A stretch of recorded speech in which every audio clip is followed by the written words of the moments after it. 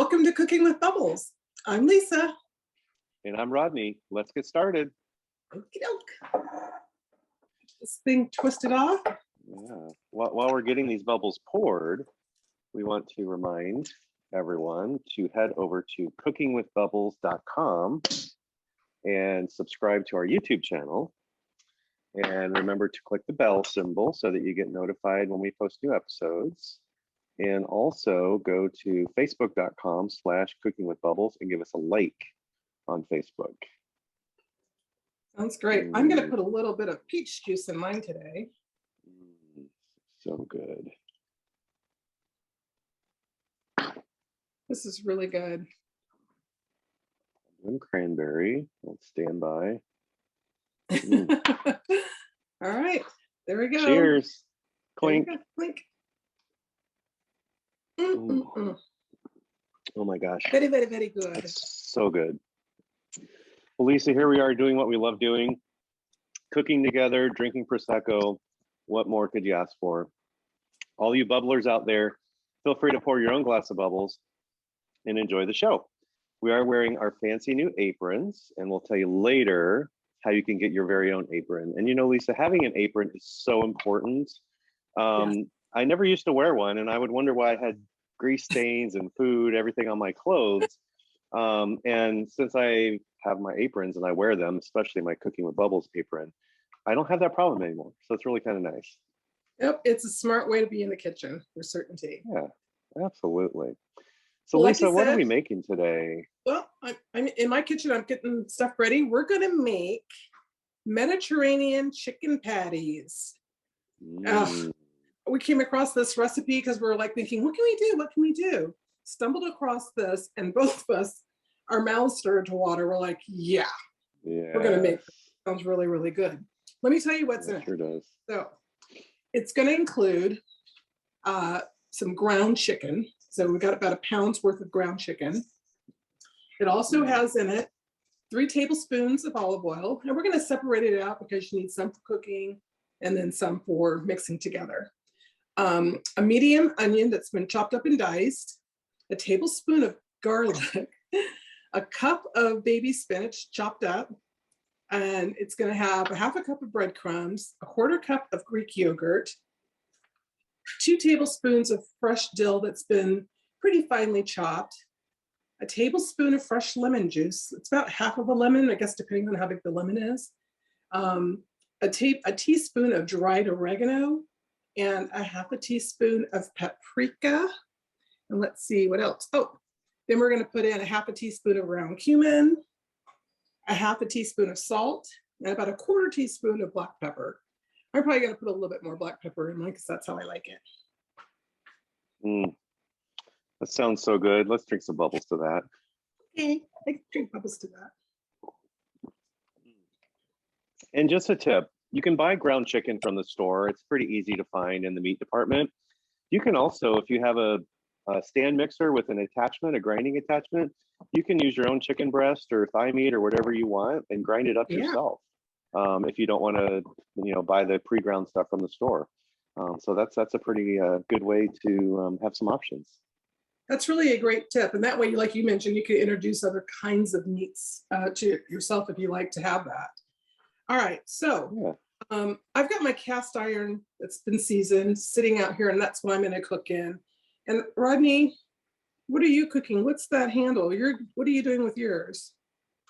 Well, I love using my air fryer, and I am always looking for things that I can cook in the air fryer. And so anything you can cook in a stove, a regular stove, or in a regular pan on the stove, you can cook in an air fryer. So I'm going to do mine in the air fryer today and see what happens. Well, that's excellent. It's a really good idea. Well, to get this meal prepped, I've gone ahead and I think I'll turn my camera around so you can see what I've got going on here. So I've already taken my onions and my garlic and my spinach, and I pre-sauteed them. So that's what's going on in this pan here. And they're sitting here on a cork tray, just cooling while we wait for their next items. I've got my salt and pepper ready to go. You want to go ahead and maybe we should toss these things in as we walk through it. Yeah. And I'm going to also toss all this into this bowl. Yeah, one thing we were talking about as we were preparing this recipe is that it's really important to mix all of the flavorings and seasonings together first before putting it in the chicken, so that we'll know that it's going to be well mixed and the flavors are going to be distributed throughout when we put it into the chicken. That's absolutely true. The really nice thing is then every bite tastes the same. And that's going to be kind of key too. All right, so let me just see if I can, I'm moving all over the place here, but let me see if I can kind of position this so that you can see what I'm doing here.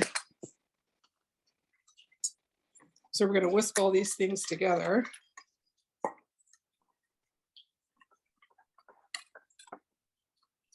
All of these ingredients. Are we ready to put our spinach in here too? I did, yeah. I was like, why does yours look more creamy? But you haven't put your spinach and onions. I have and not. garlic I've got in my it. breadcrumbs. There we go. I make my own breadcrumbs too. I take, sourdough bread and let it dry on the counter for a bit. And this mixture smells so good. Yeah, it does. Take the spoon and get all my spinach and onions. And the onions are lightly browned. I used garlic. Sometimes I use the little frozen cubes, but just for giggles, I'm like, what the heck? And plus you had extra.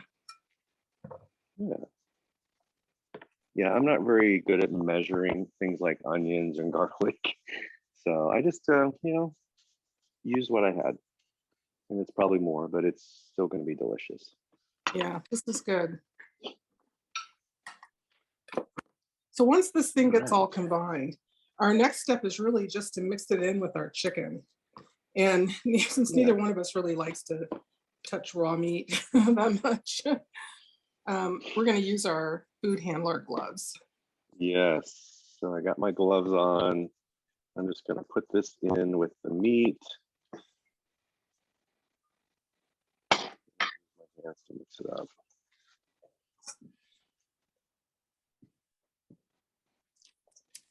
I love using ground chicken. I think it's so flavorful. It's easy. It adapts well to flavors. It's very tasty. All right, I'm gonna get gloved up here myself. And you can use your bare hands if you want, or you could use a spoon or a spatula or something. I find that it works so much better to just use your hands with the gloves and get in there and mix it all together. Yeah. It's kind of like when you're making a meatball, just to make sure everything gets really well blended. You don't want to go cuckoo and over blend, but you definitely want to make sure that all of your ingredients are really well incorporated.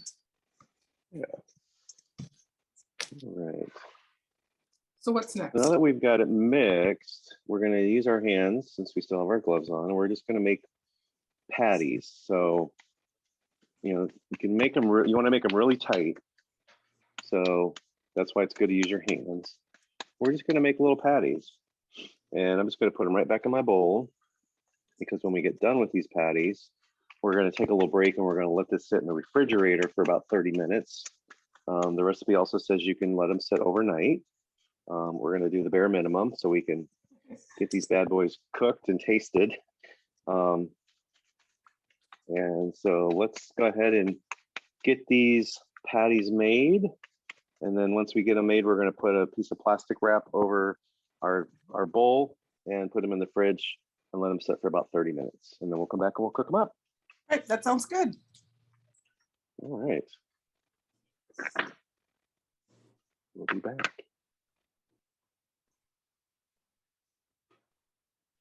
Awesome. Well, welcome back. So we did expedite the process, and instead of putting it in the fridge for 30 minutes, we put it in the freezer for about 20 minutes. And I think they turned out really nice and they're ready to go. Yeah, they're very firm, which is what you want. Exactly. Awesome.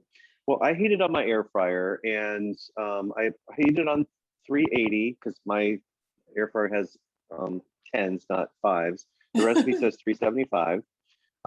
But I'm gonna just put, and I pre-sprayed my air fryer with non-stick cooking spray.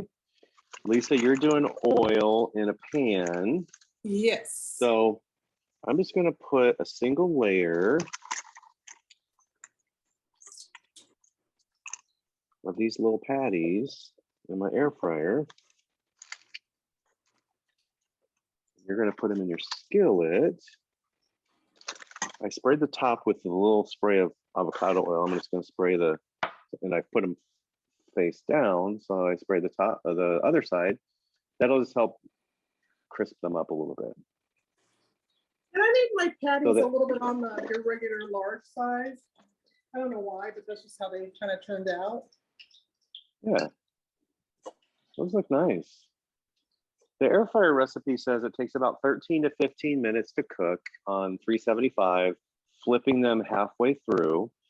And the skillet recipe says you flip them, you do 3 to 5 minutes, you flip them, you do another 3 to 5 minutes, and they should be done. So this is going to be interesting that ours are going to be ready to flip and done at different times, but we're going to get them started, and we'll come back and we'll show our audience the different phases. Sounds good.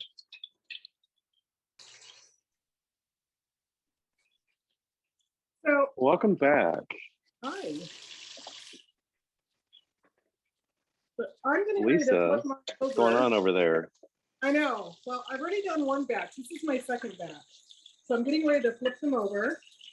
And you can see how pretty they are. They're nice and brown.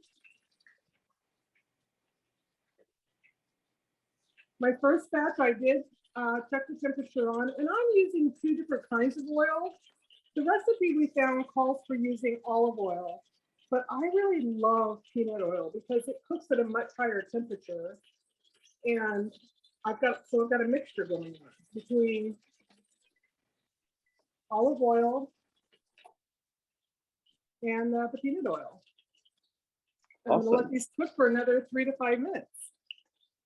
Well, I just checked the temperature of mine about 8 minutes in, and they're done. They're at temperature. So I just put them in for another minute to brown the top. I flipped them, and that way the top can get more brown, and they're ready to eat. So let's just give these a couple more minutes. And we'll come back and we'll taste and see how they are. I just want to show these off because they're beautiful. Oh my goodness, look at that. I know, That's right? beautiful. Yeah. All right, so we'll be right back. We'll be back. Okay. Welcome back. Well, these look amazing, and we are ready to taste. Sounds good. So I made some homemade tzatziki to have with mine. And maybe we'll do that recipe on a future Cooking with Bubbles episode. That sounds really good. So I'm just going to do like a little bite of the tzatziki on top of the chicken. Oh my goodness. Wow. That's good.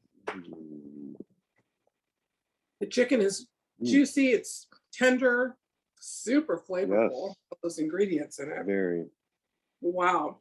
You know, this could be very done flavorful on a bun as well, right? Yep. You could put it on a bun. You could do it on lettuce. However you want. Of course. Super, super delicious. I'll drink bubbles to that. Me too. Wow. Well, we've done it again, Lisa. Well, we'd like to thank our virtual audience for joining us today. Thank you for watching Cooking with Bubbles. We'd also like to thank our sponsor, Cork Tray. He makes these really beautiful trivets that are made from upcycled, recycled wood and reused cork material. They're really awesome. They're beautiful. They're functional. They protect our countertops. So thank you so much. Give them a like at corktray.com or facebook.com/corktray. We also like to remind you to please head over to our YouTube channel on cookingwithbubbles.com, become a bubbler by subscribing and then clicking the bell symbol to get notifications whenever we post new episodes. And then finally, please remember to head over to Facebook and like us at facebook.com/cookingwithbubbles. That's where we post the recipes, the pictures that we take along the way, and you can see all the great things that we've done in the past out there as well on Facebook. And we told you we'd let you know how you can get your own Cooking with Bubbles apron. Send us an email. Also, if you have any ideas on things you'd like to see us make on Cooking with Bubbles, send us that information by email too. Or if you've taken pictures of things that we've cooked on Cooking with Bubbles, would love to see those. Our email address is cookingwithbubbles@yahoo.com. I'm looking forward to getting back into this. Tastes so good. Me too. But for now, that takes care of it for today. I'm Lisa. And I'm Rodney. See you next time, Bubblers. Bye.